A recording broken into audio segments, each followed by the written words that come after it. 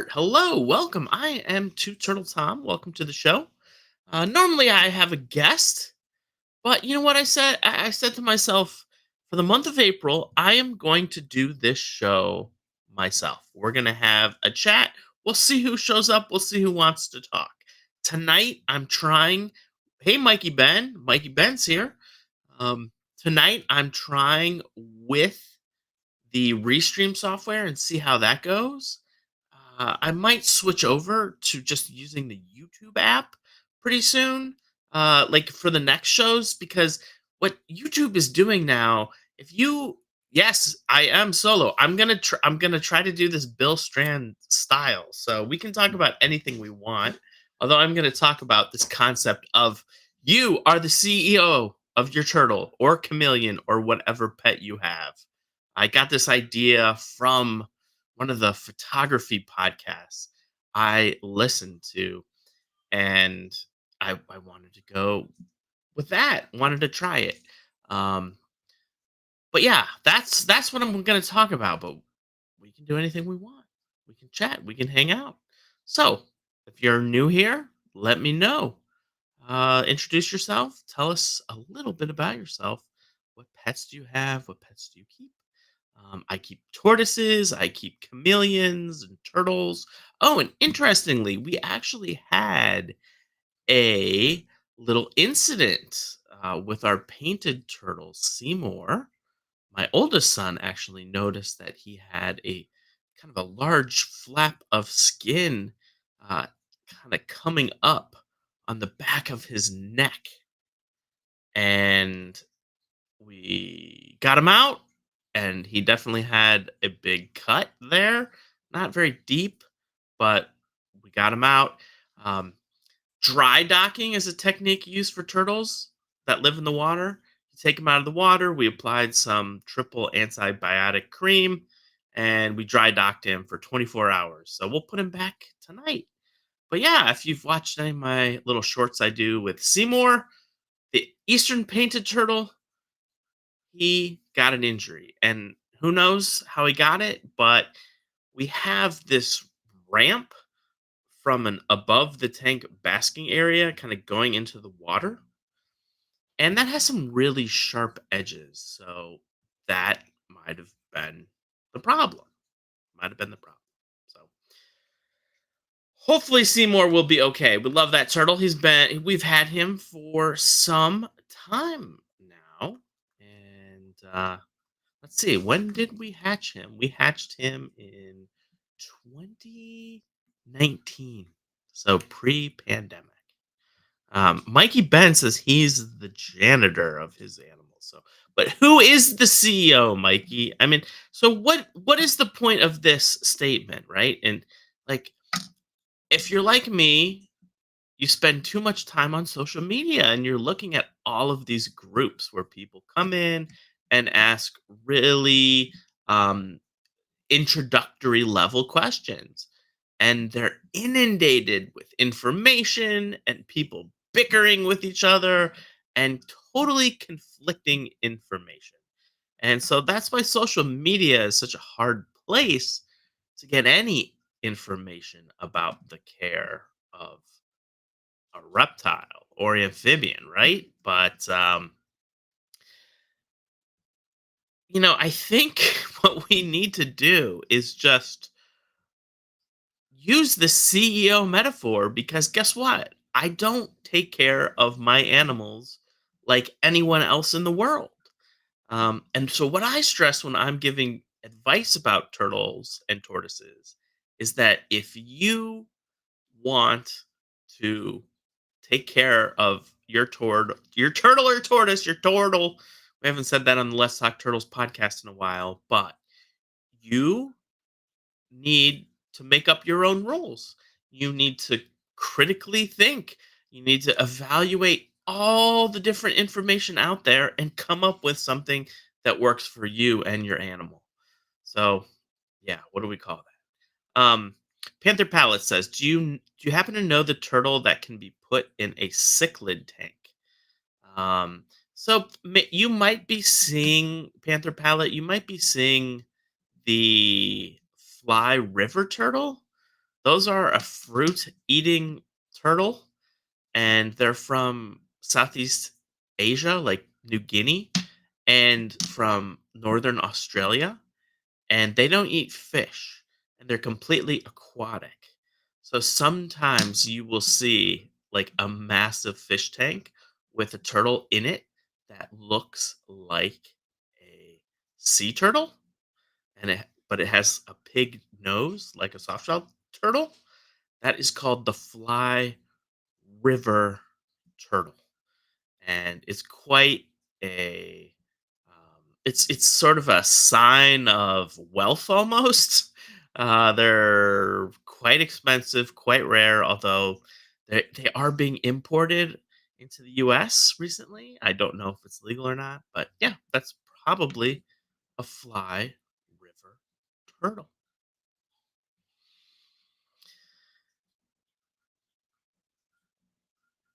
Yep, that's it. Says Panther Palette. So the some of the I was talking to my buddy Will Espenshade, and actually some of the ideas that I have, I'm like, wouldn't it be funny if I made a video reacting to some of the questions that people ask on social media? And it's not really their questions, right? It's not the person that's asking the question, it's the answers that are funny. Um,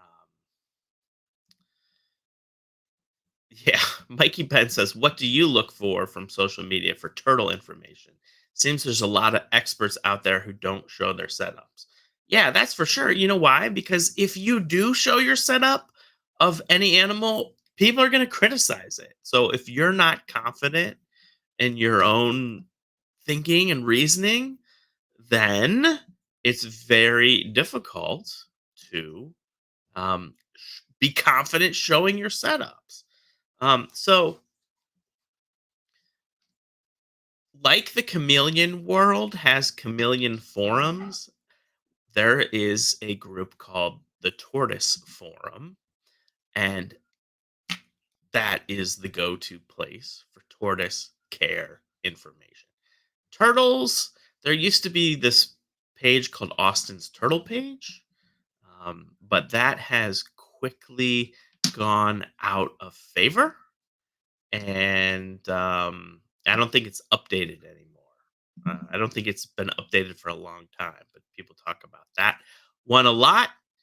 Um, but that's why I make YouTube videos, because I want to put information out about hingeback tortoises that I work with, and hingeback tortoises for a long, long time were the throw away turtle. It was kind of like the Senegal chameleon of, of the tortoise world. You could get them for very cheap, but you knew they weren't going to live very long. People didn't really know how to take care of them. And in the end, it was just kind of a uh, disaster. So, one of the things that I've thought about for my YouTube channel is pivoting towards doing more turtle and tortoise care videos, so I could be a source of information. And the other big source of information out there, and I don't know if there's anyone like this in the chameleon world, but I'm gonna guess there is. But there is a person. Her name is Noelia Perez, and she has set up literally dozens of turtle and tortoise Facebook groups. She has moderators, and she has very specific rules for turtle and tortoise care. And honest to God, she has an infographic for every single question that's ever been asked, I think, on social media. And she is famous. The group she runs, she is the CEO of Turtle Care. And oh, hey, James Cross is here. Hey, James. Um, really good to have you join me. I'm just going solo tonight. I'm gonna try going solo in the month of April and kind of go Bill Strand. We can talk what about whatever we want, and one thing we can talk about is helmeted chameleons. Um, my helmeted chameleons are doing awesome. I love them, and I think I have a really good basement for them because it gets down to the upper 50s and lower 60s at night. And man, they're just tiny little things, both captive bred or at least captive born. And yeah. Thanks, James. I appreciate it. Um, Yeah, I've been doing the YouTube thing now for about a year and a half on Instagram and YouTube, that kind of stuff. So, um, but the chameleons are awesome. If you guys haven't heard the story of how I found chameleons, it was Sean McNeely. Sean was at the Cleveland Reptile Show. He had chameleons, and I was there with my family and my middle child, who was probably like 9 maybe at the time. He's pretty bold and he was walking about, kind of going up ahead of us and just meeting people. And he started going up to this booth and it turned out to be Sean, and Sean had helmeted chameleons there. And I just saw Brody talking to Sean and I'm like, "Oh, this is cool." And I really didn't even talk to Sean, but Brody had picked up a Chameleon Academy pamphlet, and he brought that back. And I just remember that name, Chameleon Academy. And fast forward a couple years, I started working at the Cleveland Botanical Garden. We have chameleons there. We have panther chameleons. I believe they're from camouflage, and they're a really fun exhibit. And I remembered Sean and I remembered Chameleon Academy, so I started looking up the podcast. This was like in 2021, fall of 2021, and I listened to that podcast. And then Sean started his live show. I eventually met Sean, got into helmeted chameleons, and the rest is history. But Sean and uh, Bill, especially. I mean, I listened to every single Chameleon Academy podcast. That's how. That's how kind of hooked on chameleons I was. So, Panther Palette says it would be nice to have care videos. Yeah, especially appreciate your plant knowledge. Um, yeah, I know. I don't know my tropical plants like my outdoor plants, especially that grow in the Midwest and the East, but I'm learning. Um, I just brought home like 5 more orchids. um, we have this orchid show every year, so we literally hundreds. We buy hundreds and hundreds of orchids, and so we have to. We can't keep that many. So we actually um, sell the orchids. We have a big sale. We have this big room, probably a couple hundred people could fit in it seated. And we put all the orchids on tables. And if you're a member of Holden Forest and Gardens, where I work with, you can get a ticket and get in line. We send a new batch of people in every 30 minutes, and you can buy orchids. So, guess what? People buy the ones that are still flowering. Any of the ones that are done flowering, nobody buys those. So they're always around. So I got a bunch 2 weeks ago, and then they found more apparently that hadn't been sold. So I came home with more orchids. But yeah, plants are awesome.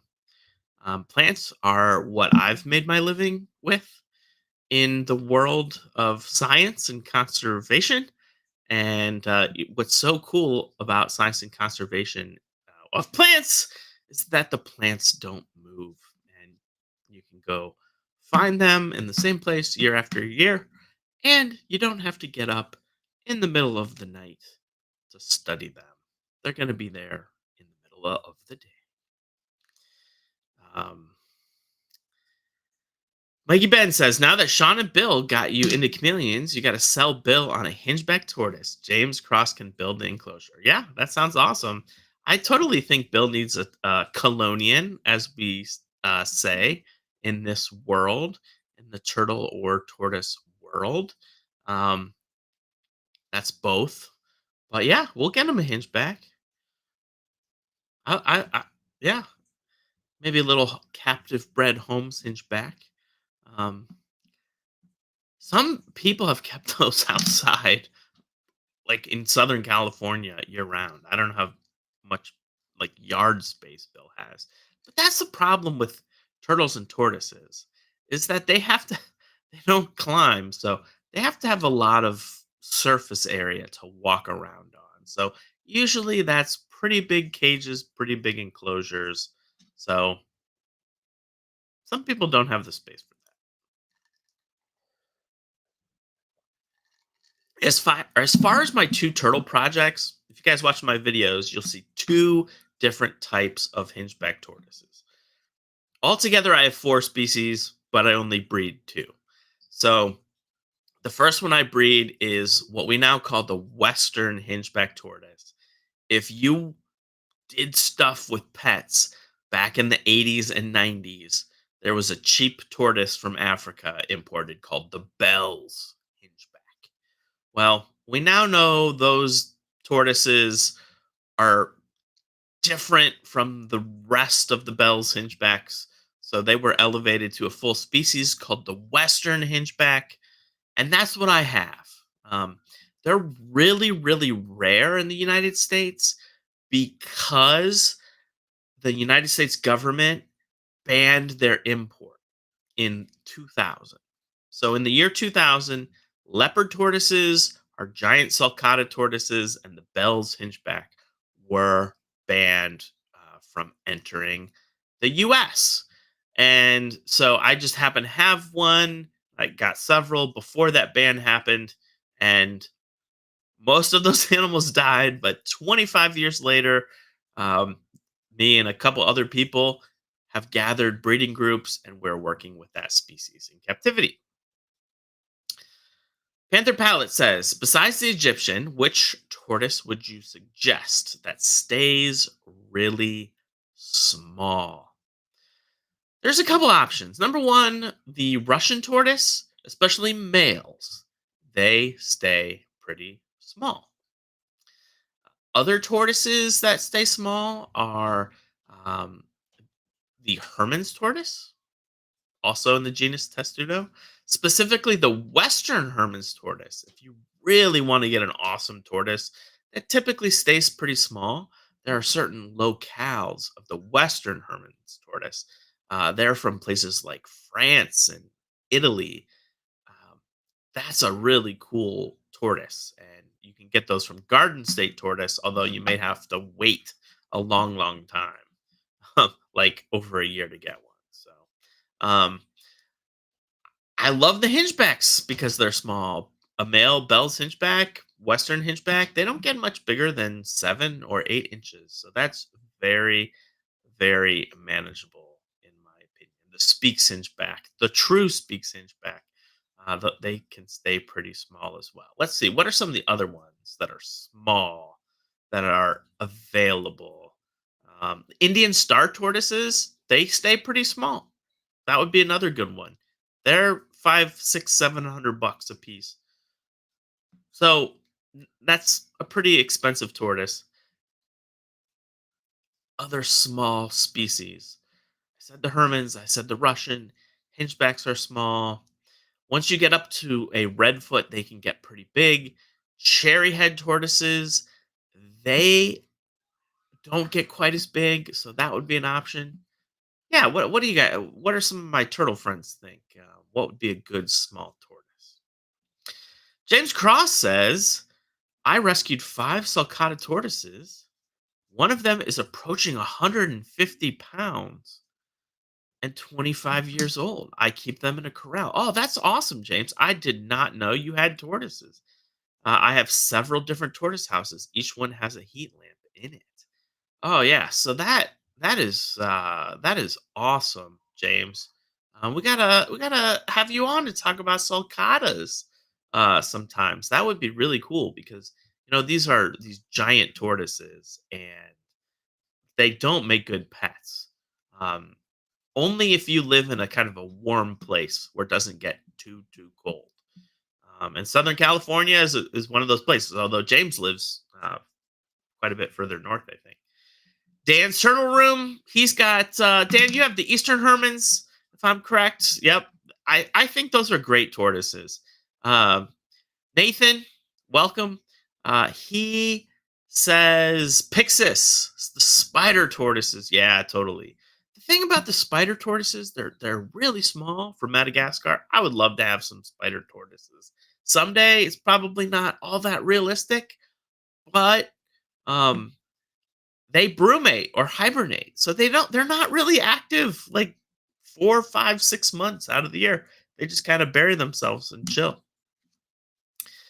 Mikey Ben says $1,500 in Canada for an Indian star tortoise. And so Canada, yes, tortoise prices are really high there because no tortoises can be legally or turtles can be legally imported into Canada. That's what I have learned. So it's definitely tough being a Canadian if you want to work with turtles. However, Mikey Ben, you do have the Fiji banded iguanas in the pet trade in Canada, which is just super cool.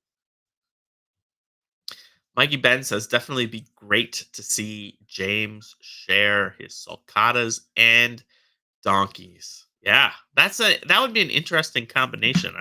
Are they together, James? That's my question. That is my question for you. Yeah, Pixis. Oh, pancake tortoises. Pancake tortoises are really awesome little flat tortoises.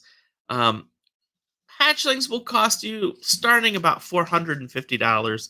They literally live in these rock crevices. If you think about the Lion King and Simba sitting on this like copse of vegetation and stones sticking out on the plains of the savannas. Um, that's where the pancake tortoises live. They climb in those rocks in Kenya and Tanzania, and their shell is pliable. I mean, it's like plastic, and it's nuts. You wouldn't think it could ever live like that. But James says that his tortoises and donkeys are separated by a fence. Very cool. Yeah, I love sulcatas. I mean, they're amazing tortoises. Here, what you see like a pet store have a kind of like a mascot sulcata. That's pretty common. Often they'll just be walking around the ground. I have a nice garage that's heated. I could have sulcatas in there, but we couldn't have our cars, so my wife would not like that very much at all.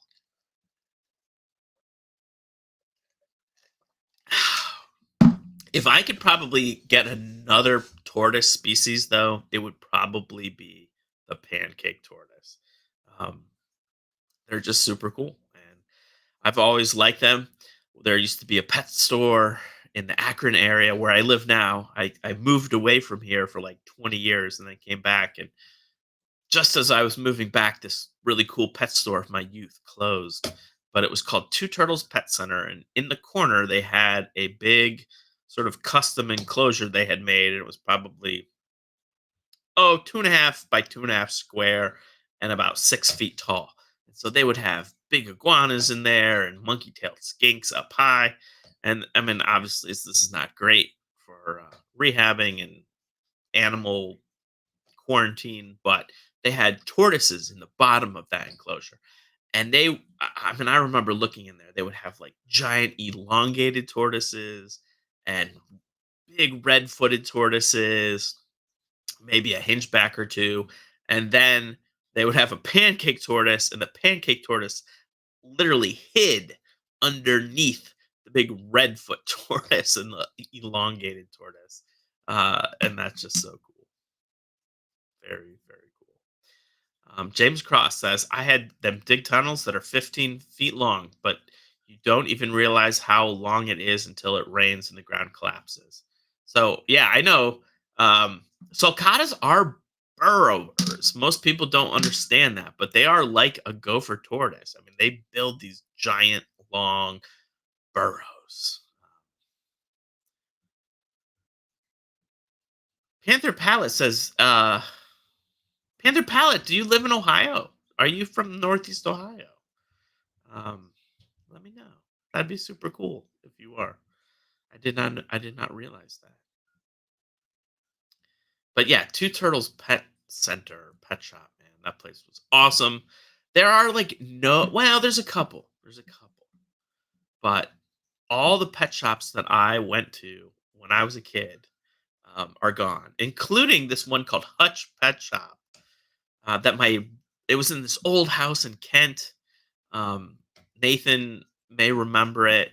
I used to go in there, and that's where I bought one of my favorite tortoises, one of my Western Hinchback tortoises.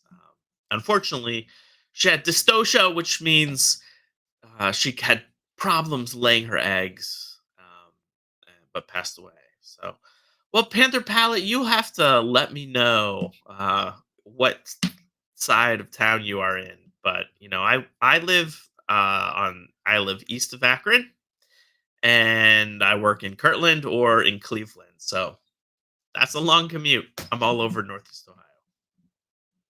So I told you a little bit about the Western Hinchback tortoise. The other species of tortoise I work with is that one called, mostly you would see it in pet stores back in the day, called the Holmes Hinchback or the Forest Hinchback, and that is Conyxus homiana. They actually are pretty limited in their distribution, kind of this thin band of forest along the western coasts of Africa, like Nigeria into Togo and Ghana and Sierra Leone and Guinea, places like that. But they are actually now listed as critically endangered by the International Union for the Conservation of Nature. That is the IUCN. So this was the ultimate throwaway pet of the 90s.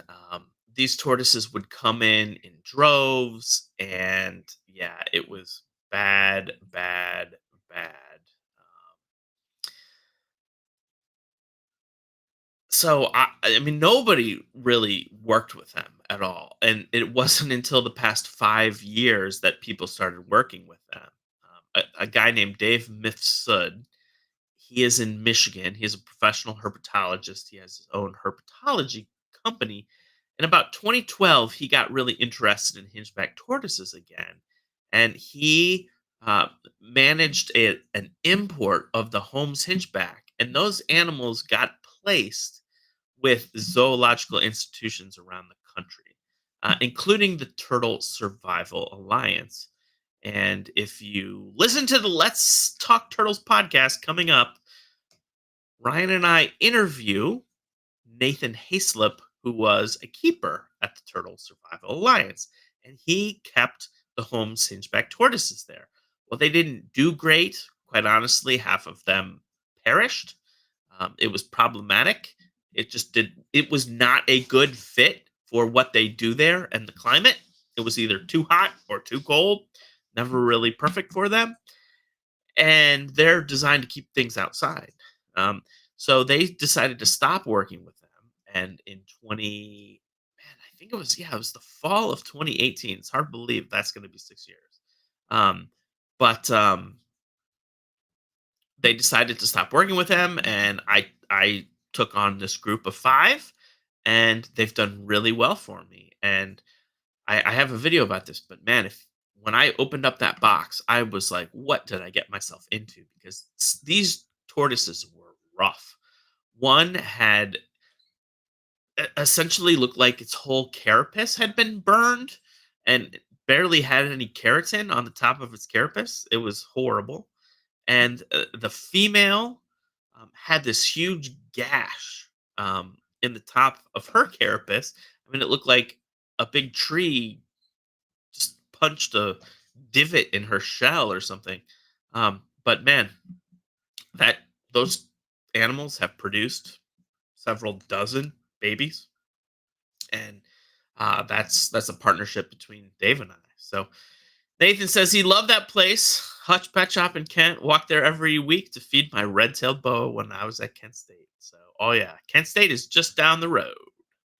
Uh, Terry's here. Terry Lowry. He's hoping his first batch of Homiana begin to hatch next week, and that is awesome, Terry. That is why we're doing what we're doing. We want people to be able to work with this critically endangered species in the U.S. and figure out how to breed them. There is a program uh, in the AZA, and people are working with them. But it's really good to have private populations of them too. And like a couple years ago, when I would go on the forums and say, hey, the Holmes Hingeback is critically endangered now. They laughed, right? They absolutely laughed because they knew that the Holmes Hingeback was this tortoise that was, 50 bucks and sick, and you bought it for your first tortoise. You might have it for 6 to 8 months and then it would die. Plain and simple. I mean, I went through like four of them in my teenage years. But we figured it out. This is a tortoise from tropical Africa. Everybody thinks you would need to keep it 95 degrees. But if you watch last week's video where I talk with Paul Bodnar about Osteolaemus, the dwarf crocodile, which comes from the same habitats, they don't like it hot. They don't like it hot. They don't like it hot at all. Oh, Wes Coleman. Hey, Wes. How's it going? Um, you'll work with Homiana one day. Wes is working with the Chinese box turtles, and we were talking about pancake tortoises earlier. I saw that you did find a home for your female. That's it's a good story. That's what we try to do in the turtle world. Turtles live so long. So the group of Western Hingebacks that I have, the adults, I have 8 adults, and 7 of them are wild caught animals. Um, every single one of those animals was imported before the year 2000. They were all imported in the 90s. And so what I've done is found people that have had them still. Maybe they were beloved pets, but their owner passed away and they ended up in bad situations. But some were even beloved pets. And we're taking them, them into breeding groups, and essentially there's 3 people in the country that are regularly producing them. Oh, Terry says uh, Terry says they've had theirs for 11 years. That's awesome. You're doing something right. Terry, what part of the country are you in, and do you keep your homes hingebacks inside or outside? Let me know. CNC Tortoises is here. Hope all is well. Since CNC Tortoises has some spectacular tortoises that Mike raises and hatches in Vancouver area. Um, we're just talking about the relative rarity of any tortoise in Canada, and therefore their prices are quite high. So yeah, welcome, welcome, welcome. My name's Tom. If you're just joining us, I do this show weekly, every Thursday night at 8 p.m. Trying something new for the month of April. I'm going to go without guests and just see how I like it. Can I do this for an hour? Can I really talk for an hour? Can we have an engaging conversation that interests you? Can I come up with new information every week? Tonight, I want to talk about this idea, and we started talking about this a little bit, but of all this information out there, and it's hard for some people to critically think and wade through all the information.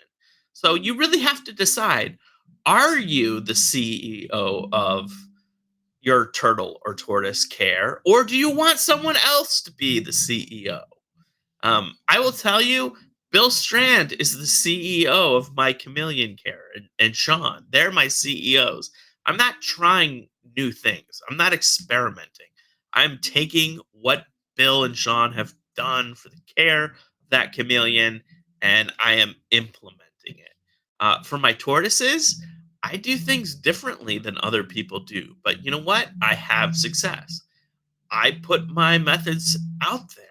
People criticize them, but um, it it it works. It works for me. It might not work for you, but if you're the CEO of your turtle, you get to make up your mind. You get to experiment. Um, Wendy says, Yeah, well, Mike says, yes, our prices are outrageous compared to yours. Not necessarily a bad thing.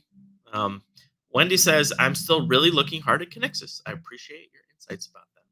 I mean, I think, Wendy, the thing about turtles and tortoises, some people say, oh, Connexus is an advanced species. And I want, let me know if you can hear the guitar in the background. My son is playing. He's jamming. Um, but it's almost if you've kept other turtles or tortoises, you come into Connexus keeping with some preconceived notions. And those preconceived notions don't work with hinchbacks. You kind of have to forget all that you know about turtle and tortoise keeping and learn a new way of doing things. And they're just different. Um, Panther Palette says, do you know reputable breeders you would suggest to us? Um, Turtles, tortoises, I definitely know them. And you tell me what you're interested in, and I will suggest someone. I personally sell my animals through turtlesandtortoises.com, a person named Jay Frewer. Um, he sells animals for me. When he sells an animal, I pay him. That's how that works. And it's worked pretty well. But I myself, with my job, 2 hours of driving every day, I just don't have the bandwidth to sell animals. Terry says they keep their Connexus homiana outside during the summer. I'm going to try that a little bit. Um, Wendy, thanks. That's good because I hear it. It's pretty darn loud. But these microphones and the software, they cancel out that extra crowd noise. And so that's awesome.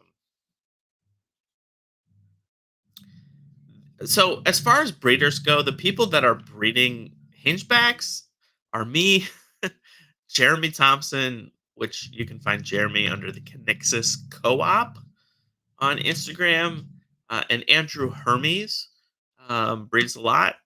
Um, Michael Ogle from I forget which zoo Michael is at, but he breeds Speaks hingebacks.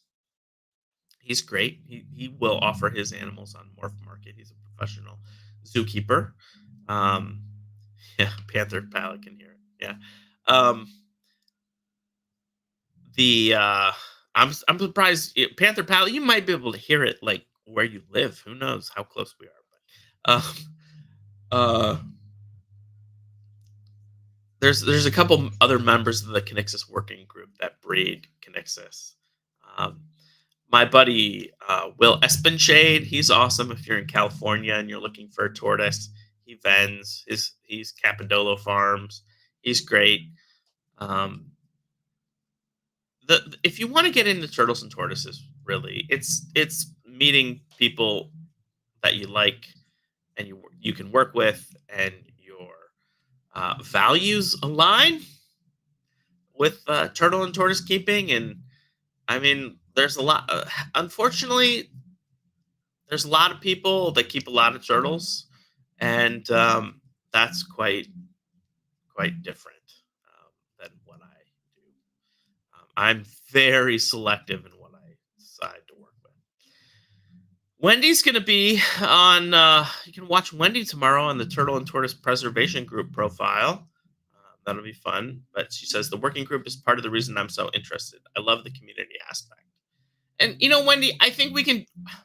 I think we are so busy with our Hingeback care. Those of us that are really involved in the Hingeback or Connexus working group, that we don't foster the community enough. And so we could really use some help with that if you do work with chameleons. Sorry, Kinexus. That's hilarious. But how I've built my collection, focus on Hingeback tortoises. I've got a couple other miscellaneous things, but then add on the chameleons from Africa, which are the same place where my single Bell's Hingeback lives. I have one Bell's Hingeback. Those are primarily an East African species, kind of south of the Congo rainforest. And then I have one Speaks Hingeback, and looks like I might be facilitating some more being rehomed with our local rescue called Herps Alive, and maybe be able to get a pair. So that might be the third Hingeback species that I will breed, and then yeah. So I now have a male helmeted chameleon, just a little baby, but I'm gonna grow that animal up. That I think that's super cool. I love these helmeted chameleons. They're just awesome. I love their size. They're just the right size. Panthers, they're big. That's a lot of crickets. I don't know. Just seems a little intimidating to me. But these little guys, couple crickets every other day, tons of baby crickets for the small one, and it's growing fast. And so um, I'm gonna be a small batch breeder of the helmeted chameleon if everything works out. Just a single pair. I know Nate, who I think what's Nate's last name? Nate Rowley. He comes to Bill and Sean's show a lot. He just got a helmeted chameleon. Frank Payne of Living Arts by Frank Payne. He's now working with helmeted chameleons. Um, so the challenge with them is these nighttime temperature drops. They're from mountainous areas. It even snows where they live. Um, but maybe the captive bred animals will be able to tolerate a little bit warmer temperatures at night. I'm not sure. We'll see. But if anybody wants to work with helmeted chameleons, um, I'd kind of like to start a helmeted chameleon working group, and kind of like a small batch breeding partnership, like Bill has been talking about. So, um, I'm still gonna have guests on the show, guys, and we're gonna try April without, just to see how it goes. And then YouTube has this new thing where if you do vertical video live from your phone, then it will send people in from the short shelf, so you get all kinds of new people watching your stream. So next time I might try that, and you'll see me vertical instead of horizontal. As far as the helmeted chameleon panther palette, they live even higher elevations than the Jacksons in many cases, and yeah, um, they like it cold. Wendy says, I worry about animals like that in Florida. Room temp in the summer is 78 degrees. Yeah, with no nitro. And so you know what the chameleon people do? They put them in a room with a like a window unit air conditioner or something like that. James says he loves helmeted chameleons. Definitely a species I would try. They don't take up much space and they're really awesome looking. Yeah, they really are, James. I mean, they're cool. I'm smitten. And Sean gave me a captive bred one, and then I bought another captive born animal. I'm not sure if it was captive bred or not. Um, from Fram's Cams. I guess they got a pair um, from someone else that needed to find new homes for them. But yeah, I mean, James, I am so tempted to go buy like 8 wild caught helmeted chameleons and acclimate them. But my turtle work, I have tons of work to do with the turtles. I have 8 Western hinchback tortoises in a breeding group. I have 5 uh, teenage Western hinchbacks. I've got 5 adult Holmes hinchbacks. I mean, I think I counted them up. I have about 30 animals in the tortoise room right now. So I can't go all crazy with chameleons, but so far so good. James says my Parsons can go out during the day until temperatures reach the 90s. Oh, interesting. Then they come inside. Wintertime, they get as cold as 50. I try to get them down at night to 65 or below. So in the summer, my basement will be a little warmer. So I'm going to really watch that carefully. I think they'll be able to get down to about 65. But there's for people that don't know, there's a guy named Peter Netchus, Necas, and he says you really need to get helmeted to um, about 50 5 degrees or so.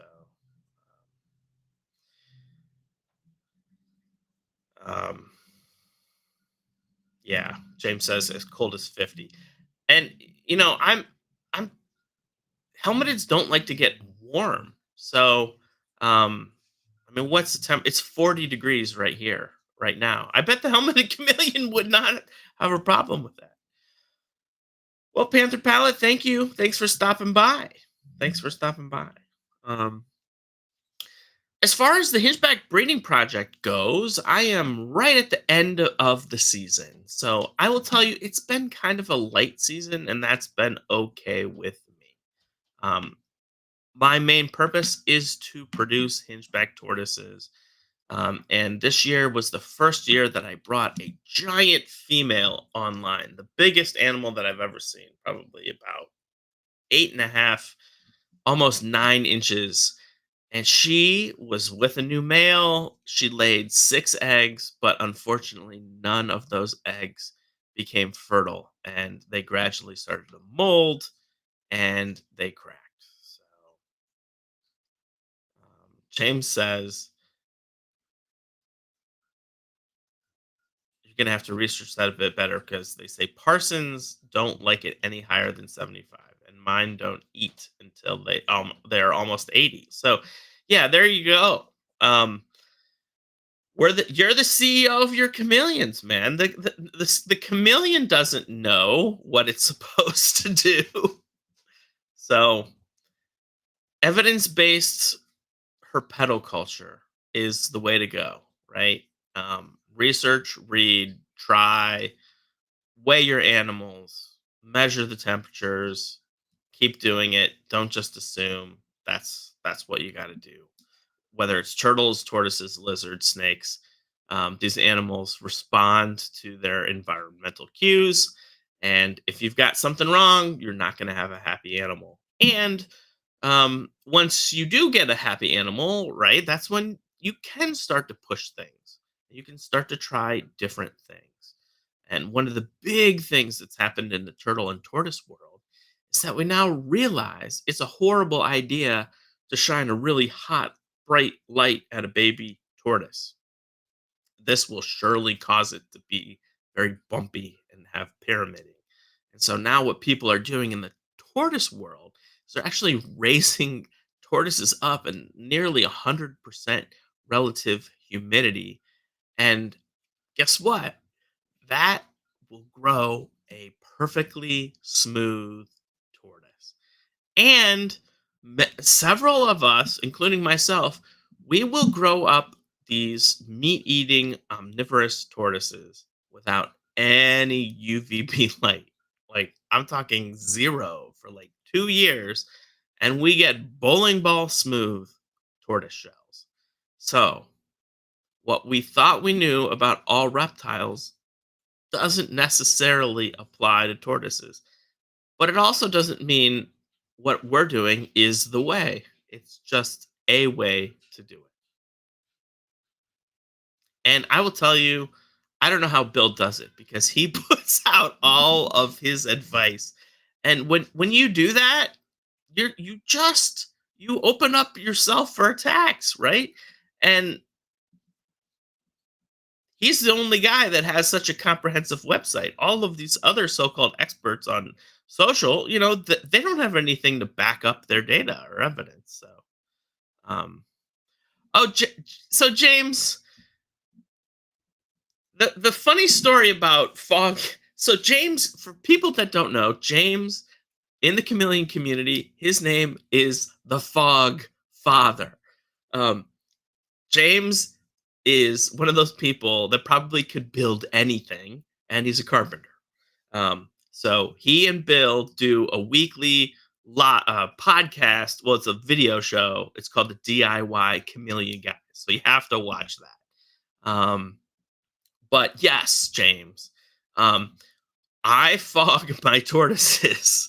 Absolutely. And Sean McNeely, who's our mutual friend, he raised up one tortoise from a little hatchling and he raised it in his tortoise room. And it is bowling ball smooth. And it's because it had such a high humidity environment.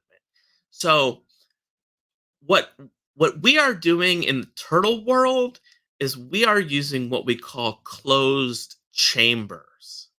So instead of fogging the chameleon cage so that it is constantly getting 100% relative humidity all the time, we are just building boxes for the tortoise to be in that has no ventilation. And most people think, I mean, there's some ventilation, but there are no vents, right? Maybe it's a plastic tub, air can go in and out. You take the tortoise out, you clean the cage, air goes in and out. But when you just keep that, you know, box from exchanging air, you can keep the air really, really humid, and that's how you grow a smooth tortoise. That is how you grow a smooth tortoise for sure. Okay, let's talk about some forest tortoise stuff. Wendy says deep tortoises don't like strong UV either. When I had um, the the UV on for long periods, my yellowfoot stopped coming out as much. Man, yellowfoot tortoises are awesome. They are so cool. I love them. I want one, but I want all turtles. I can't have them all though.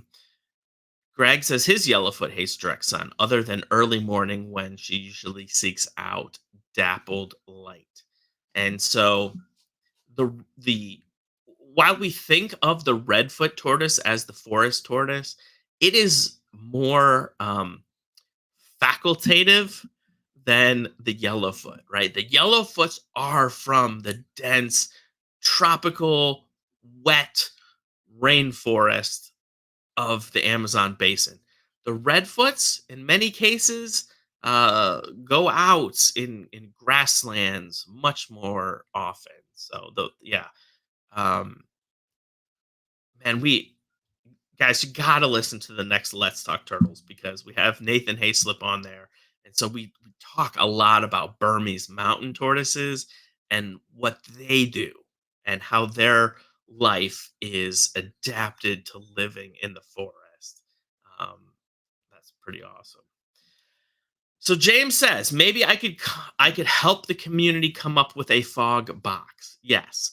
So what there's more than one way to do things, but a lot of people buy these wooden tortoise enclosures and that are open tops.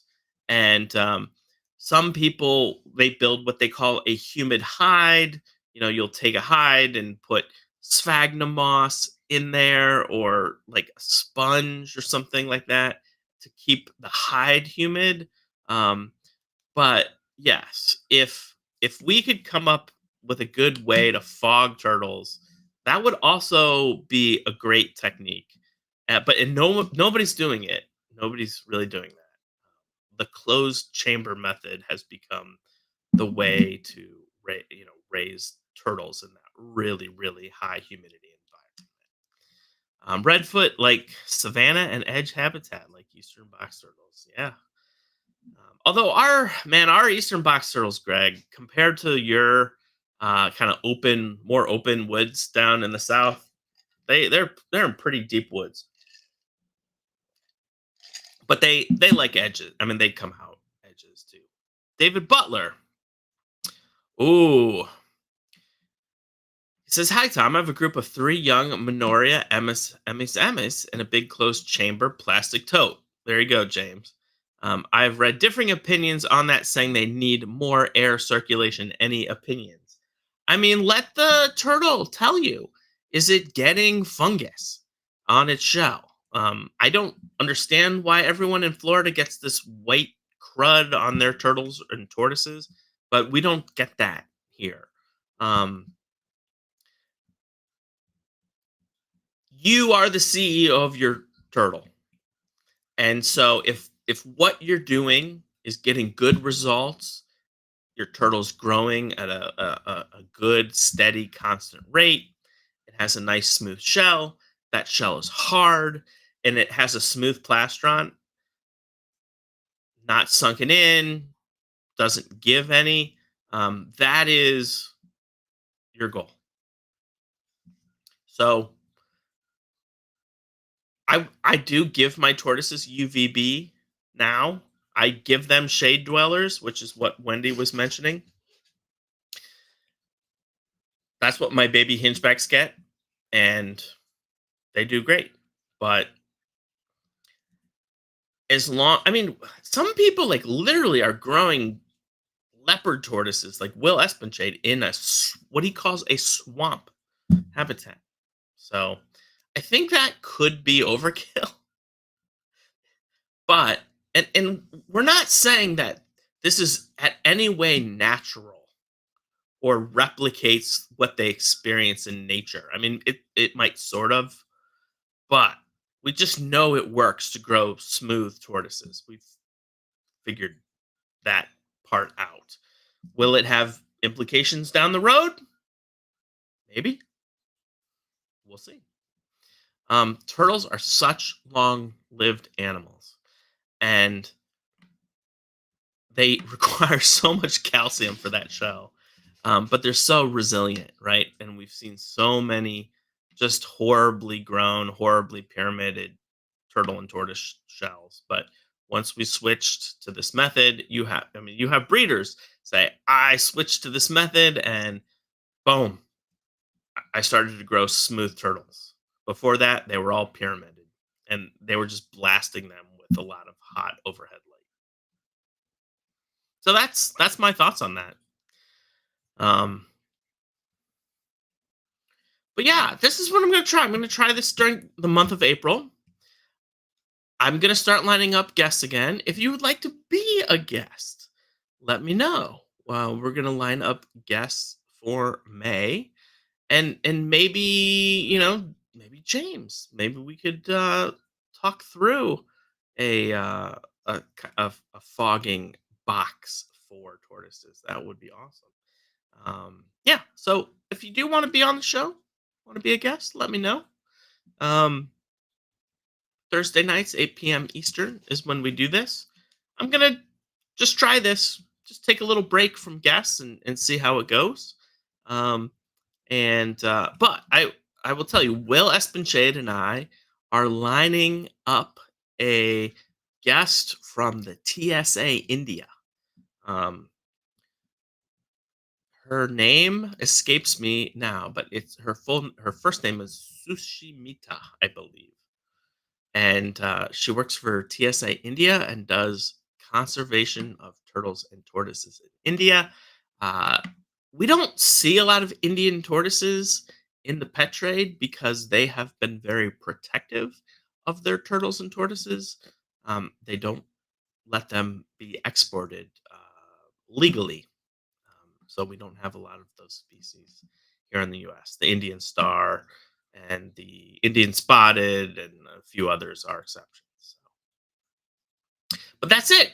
Thank you for joining me so much. I love talking chameleons and turtles and tortoises, they're both kind of slow, methodical animals. I mean, turtles and chameleons can be fast when they need to be, but they're really, these kind of contemplative animals that you can kind of look in and see their souls. So, love it.